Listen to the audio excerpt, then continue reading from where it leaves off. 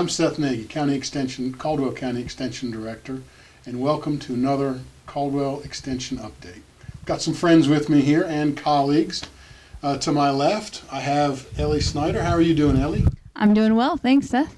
Well, great. And who's next to you, Ellie? To my left is Alan Caldwell. He is the former County Extension Director here in Caldwell County. Gonna let Alan say hi. It's great to be here, Seth. I have waited many years to return. Well, I'm really excited. Today we're going to talk some about a North Carolina product, North Carolina agricultural product, and something that also has a seasonal interest. Several years ago, viewers may remember, Alan and I did a show on Christmas trees and really how to take care of them for the holiday season. We thought maybe we'd revisit some of that and also talk more about Christmas trees. Kind of an exciting topic. Good Christmas tree. Good agricultural product. Seth. Well, good. Well, there's certainly a long history about Christmas trees, and do you know anything about Christmas trees, Ellie? Well, Seth, I know that we are sitting in front of a Fraser fir Christmas tree. Fraser firs they account for 98% of the Christmas trees that are grown in North Carolina. They get their name, Fraser, from a Scottish botanist who was in the southern Appalachians in the 1700s, named Fraser. And so that's how they came to be. They grew naturally in this region at high elevations, and currently they are growing at 3,000 feet and above. That's where a lot of the Christmas tree farms are. And that's probably also one of the reasons we don't grow a lot of Christmas trees in Caldwell County, at least not a lot of Fraser firs, but they do like the higher elevations. I know, one of the things, and certainly this little area here is really important for Christmas trees. Do you remember the counties that are most productive in North Carolina for Fraser firs? So some of the more productive Fraser fir counties are Ashe County, Watauga County, Avery County, and I believe Mitchell and maybe Yancey counties also have quite a bit of production. Those are the main Christmas tree producing counties in the state, and certainly North Carolina is number 2 in Christmas tree production. I bet Alan knows the number 1 state for Christmas tree production. Oregon. That is right. I surprised you, didn't I? Yes, Oregon. You know what they grow out in Oregon? They don't grow Fraser firs. Canifers. I think they have Noble and Douglas fir. And I think I'm missing How another did you one. Google that? Wikipedia. I donated. They're trying to raise money. Money, So I paid my that way. $3. I use them a lot. That one when Ellie was talking about area here to above 3,000. I think, and here we go where you Google stuff and you start finding. I think that's interesting that it takes about 2,000 seedlings to plant an acre. And out of that, I remember from Mike Pittman, about 3/4 of them only survive. So it's a tedious job. It takes about 7 years to get a 6-foot tree. They produce an acre of Christmas trees will produce enough oxygen for 18 people. Ellie and I did well preparing for this. That's interesting, Alan. 18 people on average Yes, per acre that breathe little. that breathe oxygen. Yeah. Well, that's all right. That's all right. What are? I know there's an Eastern Christmas Tree Association. What do we know about that? Do you know what kind of trees they grow in the eastern part of the state? Probably a balsam. I think they may grow some of those, and I think they also grow Scotch pine. I think is the other one, and white pines. Piedmont would be. If you shear them up. What are you thinking, Allie? I was curious if maybe Seth or Alan could tell us a little bit about some of the challenges in growing a Christmas tree. What does it take to do it well, and what do some of the producers around here do to manage their Christmas tree farms well? Seth took a deep breath. I'll take the easy part and then give it to Seth. I get, disease-wise, major disease is probably phytophthora root rot. And that's one thing, and we'll probably talk a little later about if you buy a ball and burlap, when you plant it, you want to make sure it came from a disease-free farm, because you don't want to bring phytophthora into your home lawn. Woolly adelgid is probably the major insect. Weed control at one time, but I think they're becoming more natural, letting grass grow and just keeping it mowed shorter that way. There's actually with some of the weed control in the Christmas trees, that is one of the challenges, because Christmas trees are growing on a pretty steep slope. So if you don't have something growing there, you're going to have a lot of washing. But then you also don't want things competing with the Christmas trees or growing up so that those bottom limbs are, sort of shaded out. And I know they've tried a bunch of different things, whether it's mechanical mowing, or I don't think grazing has worked so well, because sometimes the trees get fed grazed, and then also mechanical and chemical mowing. So some neat things there to get lower growing things established on that. Are there any fescue type grass they've developed for? There's not, to my knowledge. What the Christmas tree growers a lot of times are growing for are actually not grasses, but some of the you'll see it. People say they've got strawberries in their lawn, or the Indian mock strawberry. That's the berry where it stands up straight. Snakeberry. They're not very. You can eat them, but they're just kind of pithy and watery. 5 pounds per quart of sugar. and they'll have a yellow bloom rather than a white bloom like a strawberry. But the Indian mock strawberry and white clover, those are kind of the species that they're going for. You can tell this is live TV.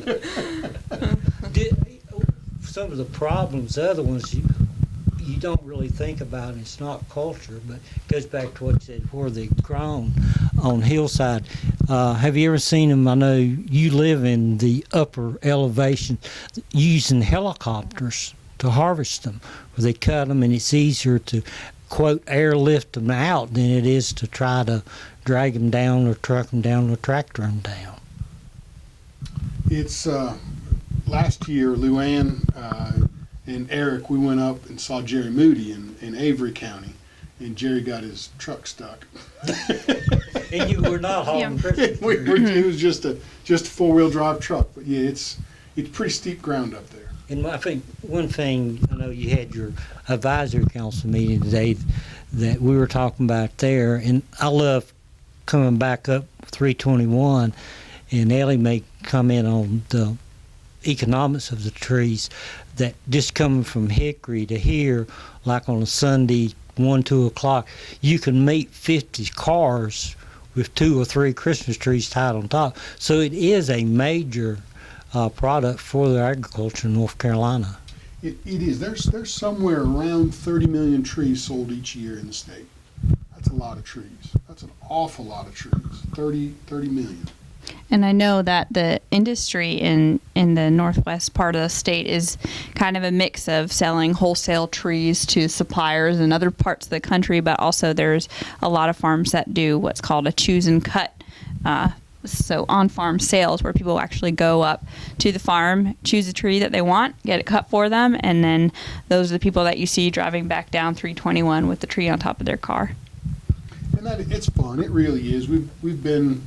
I've been to several of the choose and cut places, and it is. They try to make it real attractive. Hot cocoa and a hay ride and different. Sometimes there's petting zoos and places to interact with animals and so forth. And that's really pretty neat experience. A good time if you got especially young kids and have a good experience. Yeah, and I think there's one advantage also to doing choose and cut and getting your tree that way is that you get a tree that's freshly cut, and so when you take it home and put it in water, it actually starts taking up the water quickly, whereas sometimes if you buy one somewhere else, it's usually best to cut it before you put it in water.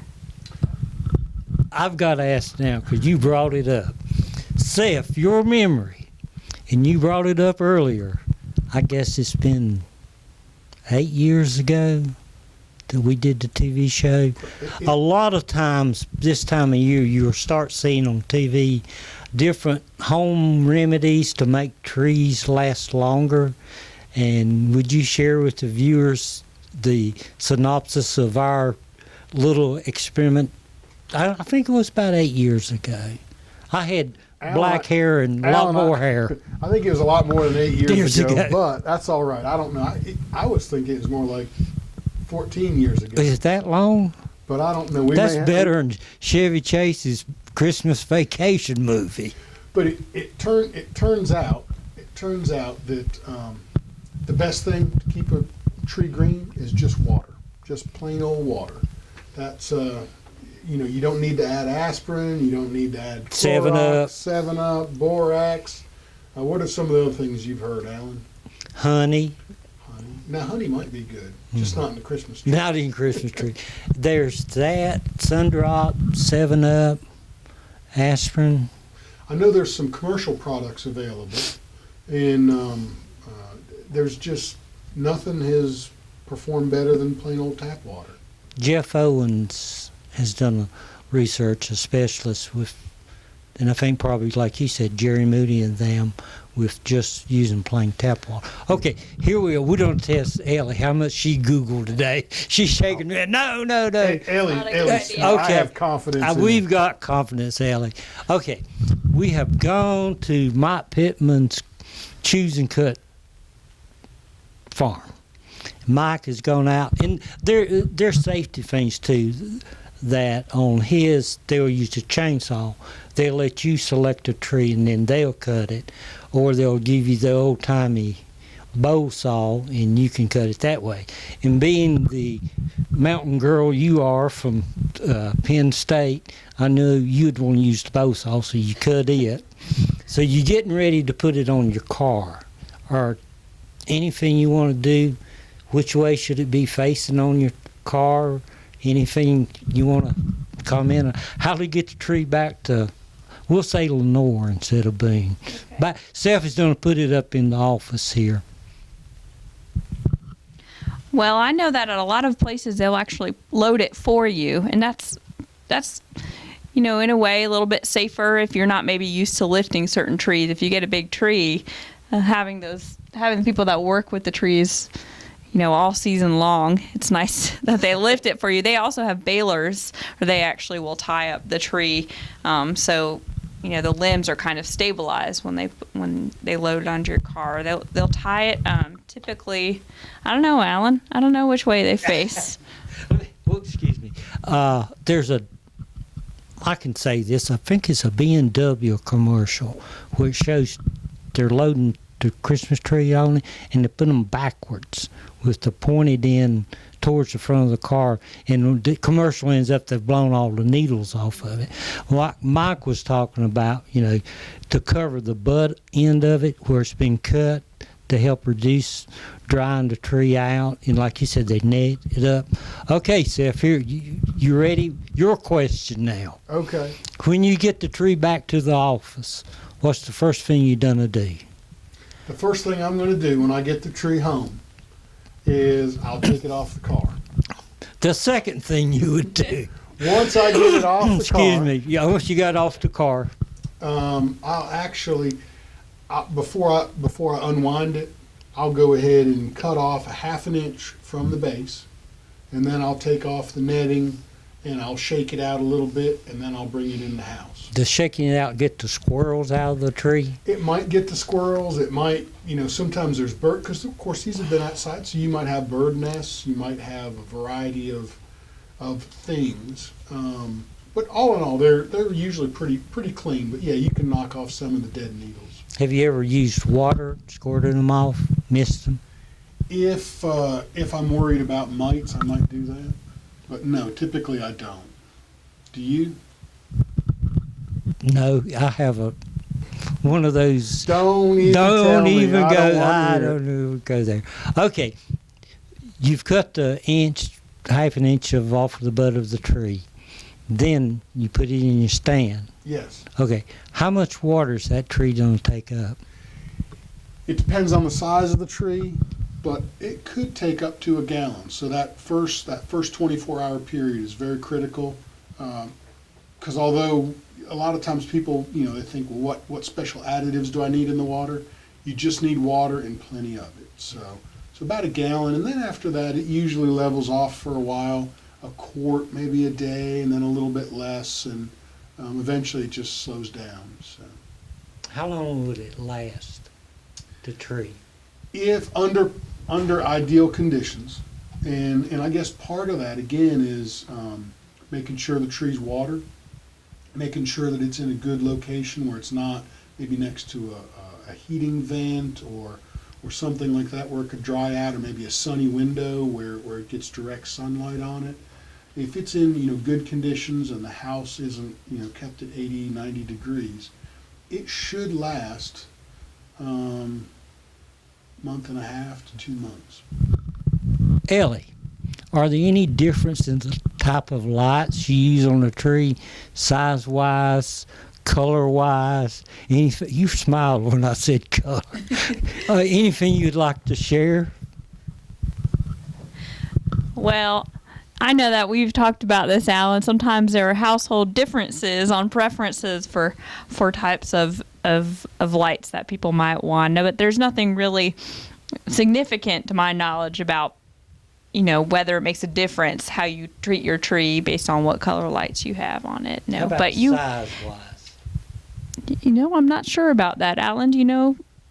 Is there a difference? I guess now, to follow up with Seth, if you use the LED bulbs, they give off less heat. Oh, So- you were thinking the big bulbs get pretty hot and could. My favorite, the bubble lights, they give off a lot of heat. Now, I am not that old, Seth. I've never used candles, so I can't. The bubble light, weren't they from the 60s? Yeah, 50s? yes, they are. I still have a few that way. Anything else that we can think about? Well, And why it's in? one of the things that I want to bring up, and this is maybe not exactly related to Christmas trees, but sometimes, we'll get those calls in the office where it might be a Leland cypress, it might be a pine tree, but it's an evergreen, and it's starting to turn colors. The needles are dropping off, and a lot of times people want to know how they can fix that. And one of the reasons why these evergreens seem to do so well, whether it's the Fraser fir or some of the other trees, they stay green just as long as they can until they're totally done for. And that's one of the things that if this tree was in the landscape, just like in here, it's going to hang on a good while, even though it's been separated from its root system. And so these things can stay looking good. And that, I guess I'm kind of relating it to sometimes in the landscape, whereas evergreens, once they start to turn, They're not turning. they really were dead a few months before. Yeah. And they just didn't let you know. And this is one of the things people have to realize. A lot of the trees are harvested probably a month before they make it to the lot. And so the treatment from the time it's cut until it ends up in your living room or dining room has a lot to do with, no matter what you do, it was the treatment you received that way. But they really do. This year, I know we had some warmer weather than normal. I don't think the trees went dormant as well. Certainly when they were loading them,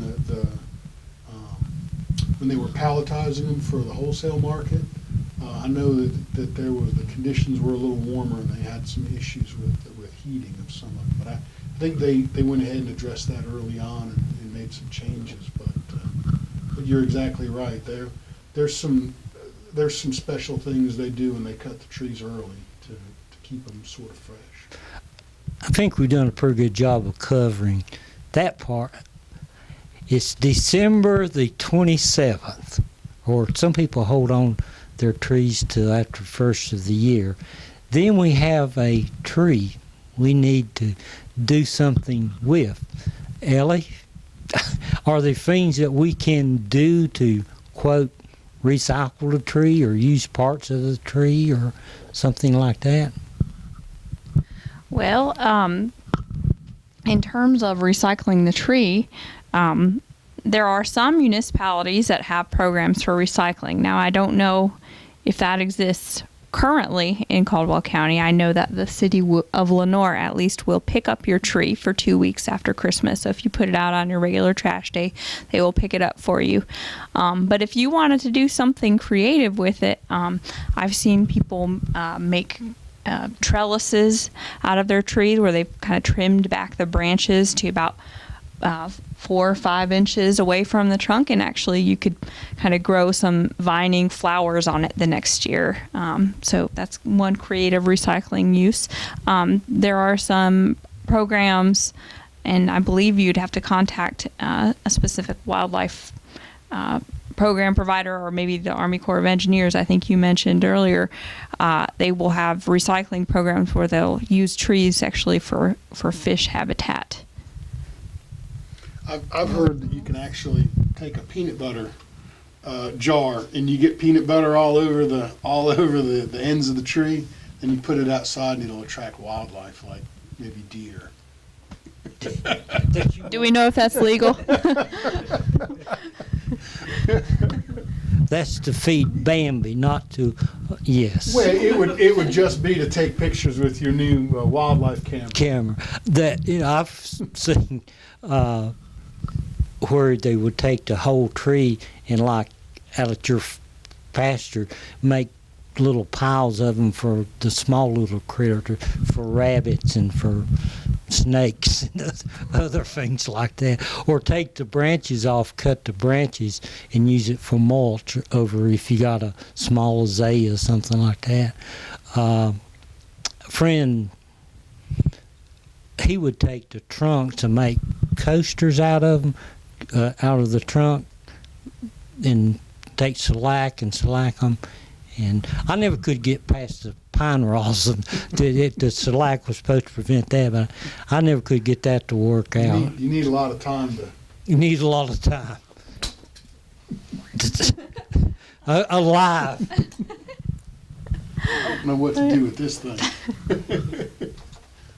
I think that if you have a chipper shredder, you could also make some hardwood or some mulch out of it. I did see in one of the many places I Googled, it recommended, like, if you didn't have a shredder yourself, because they're expensive, to go together with your neighbors, go rent one, and that way y'all could, everybody use it at the same time. The rental place just hung up on me, but that's one way you could do it if you had live in a cul-de-sac, or like my daughter does, where there's 100 different little houses around. Go together and rent a shredder. That's a good idea, huh? Every once in a while, squirrel will find. Okay. We've talked a little bit about production. We talked about how North Carolina's big in the Christmas tree industry, and especially in western North Carolina. We're right here in kind of Christmas tree mecca, I guess you'd say, production mecca. Would you recommend, Alan, if somebody were to buy a Christmas tree that had the root ball still ball and burlap, B&B? Would you recommend, or let's say somebody already has one.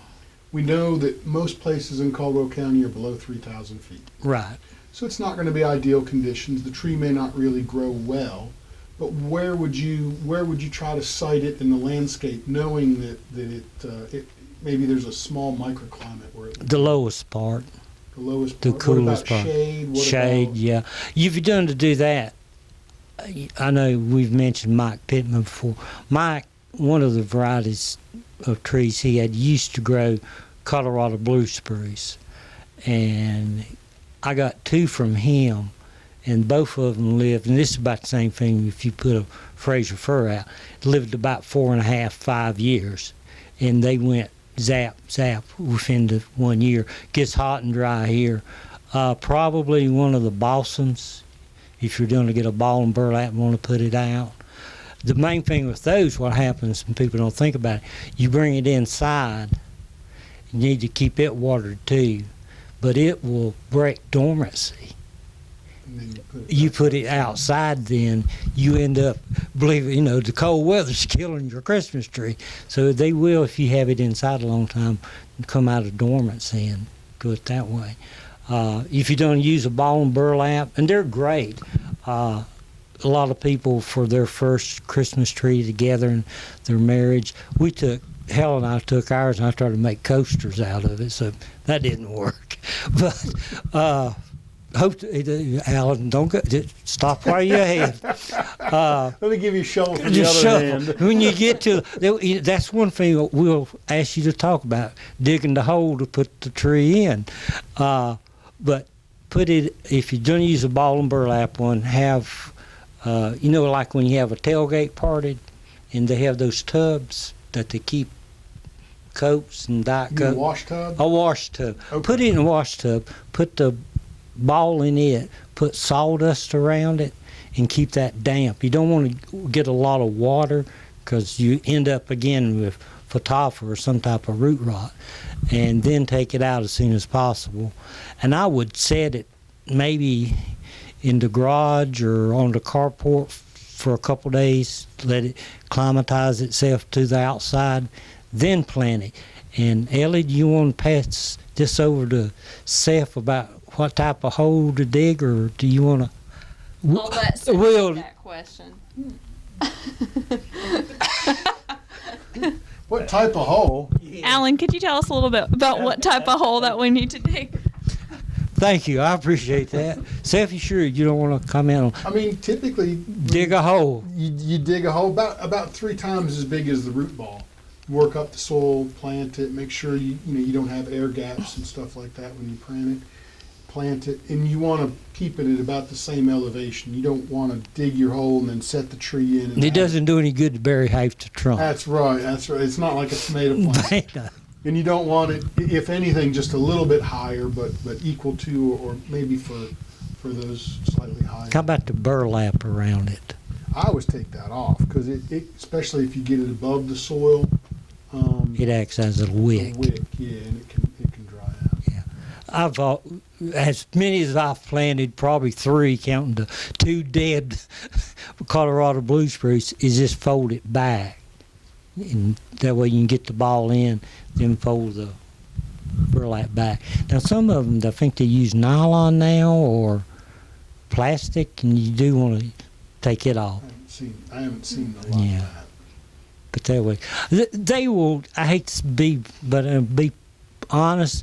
5 to 7 years outside. That If you get 7 years, you can cut it down and bring it back in again. 2 for 1. Maybe just the top part. Ellie, have we covered about everything we can on? I think so. You think so? One thing I thought was kind of general tree safety. Just remember to turn off your tree lights when you leave or when you go to bed at night. Do you have any other good tips for tree safety? I think that's really important. I know certainly it could be a hazard and so forth. There's not a lot of, if you keep them watered, you're pretty safe with them indoors, and certainly making sure if you've got some of the bubble lights or something where they get real hot. The Christmas tree lights now really don't seem to be hot. Yeah, they are. But certainly if you're not watching it, you might as well turn those lights off. That's just an added safety feature, and keep it away from, if you had maybe a monitor heater or one of those, you'd want to be careful of that. You just don't want to place it where it is going to dry out over vents or next to a window where it gets direct sunlight, or a heating vent or things like that. I think maybe not be as good at this as I should be is the proper use of electrical drop cord. Speaking of drop cell, that's a good place for it. You I'm gonna found leave it. it there. You found it. Yes, you did. But drop cords, don't run those under carpet or under throw rugs or things like that, because they still heat up. But that's what else? I think Water. I think we've already said more than we know. Pets. Do you have? You have a dog, I know. Do you have cats? No. Seth doesn't have a cat. Do cats bother trees, Christmas trees? I've never seen a tree that's been bothered by a cat. The ornaments.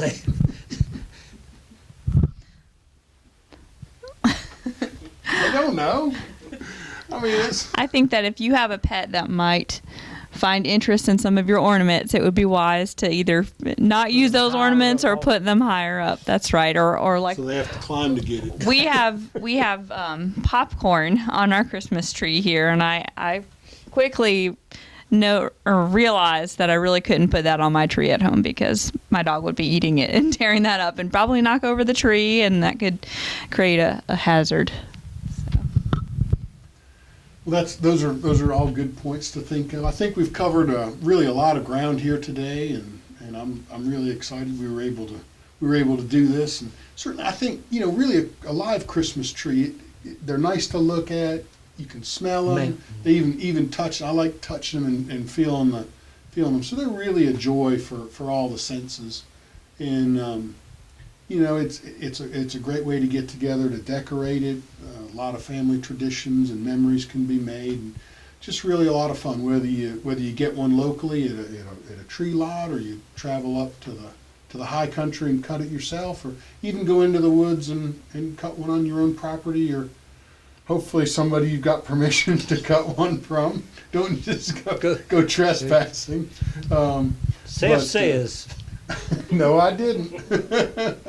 But certainly it really is a nice thing to do for the holidays if that's what you're interested in. And certainly following some of these tips, I think, can keep it safe and be something that's enjoyable.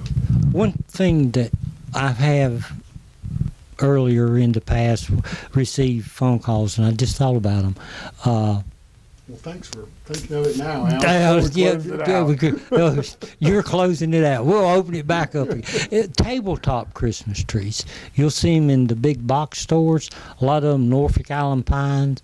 Some of them are a dwarf Alberta spruce or something like that. Some of them will go and live outside. Some of the Alberta spruces will. But that Norfolk Island pine, it's hard to kill inside. But in our environment, they do not make it over the winter. So if you invest in one of the Norfolk Island pines, something like that, be sure to read the little toe tag that comes with it. Don't put it outside. Don't put it outside. It's a house plant. It's a house plant. Well, I'm glad you mentioned that, Alan. Well, I think we've covered a lot of ground. And I think we've probably said all that we need to about Christmas trees right now. Certainly, stay safe for the holidays. Make sure you turn the tree off when you're not there. The lights off. You don't have to turn the tree off, but the lights would be beneficial. Certainly keep it watered. Enjoy the holidays, and appreciate you watching the extension update for this month. And thank you very much, Ellie and Alan, for being on the show. Merry Christmas. Merry Christmas. And thank you very much for watching the extension update. That's the jingle bell. That's the jingle bell. That's the jingle bell.